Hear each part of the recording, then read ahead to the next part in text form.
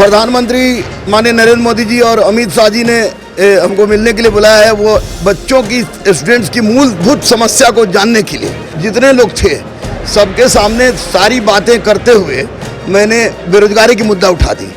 और बेरोजगारी की मुद्दा उठाने में मुझे डर भी लग रहा था, लेकिन बाद में मैंने बेरोजगारी की मुद्दा उठाई तो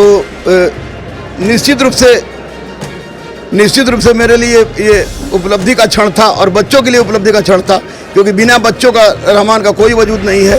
मैं ये नहीं कह रहा कि मैं राजनीति में जा रहा हूँ, लेकिन यदि कभी मौका मिला और बिहार के भविष्य को बनाना हो, भारत के भविष्य को बनाना हो, युवाओं के भविष्य को बनाना हो, तो मैं पीछे भी नहीं हटूंगा।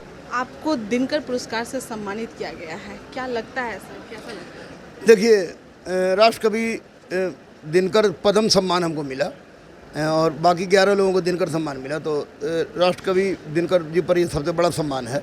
निश्चित रूप से जो कवि, जिनको मैं कवि नहीं एक राष्ट्रवादी मानता हूँ, राष्ट्रवादी सोच मानता हूँ, और उनके नाम पर अगर मुझे राष्ट्रकवि दिनकर पद्म सम्मान मिला तो निश्चित रूप से मैं गर्वान्वित महसूस कर रहा हूँ।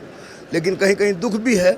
दुख यह है कि दिनकर जी के बारे में चर्चाएं होती हैं, उनकी कविताएं की पाठ होती हैं, सब कुछ होता है, मूर्ति पर माल्यार्पण होता है, जन्म तिथि मनाई जाती है, पुण्यतिथि मनाई जाती है, लेकिन दिनकर जी को जो स्थान मिलना चाहिए था वो स्थान नहीं मिला है।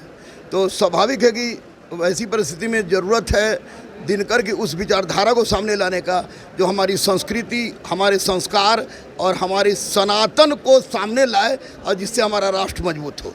पूरा बीजेपी के दिग्गज यहाँ पर पहुँचे हुए हैं और सब लोगों ने आपको पुरस्कृत किया है, उतना सम्मान दिया है, और अमित शाह के पास से भी सुन रहे हैं कि बुलावा आपका आ रहा है, क्या है सर? देखिए, मैंने तमाम लोगों के समय, चाहे केंद्रीय गृह राज्य मंत्री हों, रविशंकर बाबू हों, मंगल पांडे हों, या आपको नितिन नवीन हो, चारकिशोर प्रसाद हों, या आपको उप मुख्यमंत्री हों, जितने लोग थे सबके सामने सारी बातें करते हुए मैंने बेरोजगारी की मुद्दा उठा दी।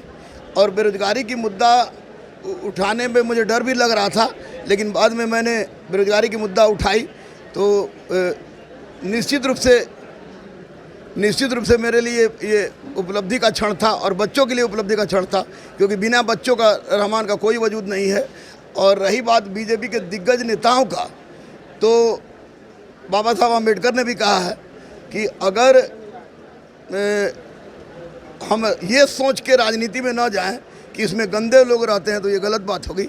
और लेकिन मैं ये नहीं कह रहा कि मैं राजनीति में जा रहा हूँ, लेकिन यदि कभी मौका मिला और बिहार के भविष्य को बनाना हो, भारत के भविष्य को बनाना हो, युवाओं के भविष्य को बनाना हो, तो मैं पीछे भी नहीं हटूंगा। अमित शाह और प्रधानमंत्री से सुन रहे मिलने के लिए प्रधानमंत्री माननीय नरेंद्र मोदी जी और अमित शाह जी ने हमको मिलने के लिए बुलाया है। वो बच्चों की, स्टूडेंट्स की मूलभूत समस्या को जानने के लिए, तो जब होगा तो वहाँ मैं जाऊँगा। क्या लग रहा है सर, पॉलिटिकल में मतलब आप? अभी कोई ऐसा इरादा नहीं है। अभी चूँकि मेरी बायोपिक आ रही है 2023 में, और अभी बच्चों को पढ़ाना ही मेरा मूल पेशा है और इसी को मैं आगे बढ़ाना चाहता हूँ। अभी राजनीति में जाने का कोई उद्देश्य नहीं है।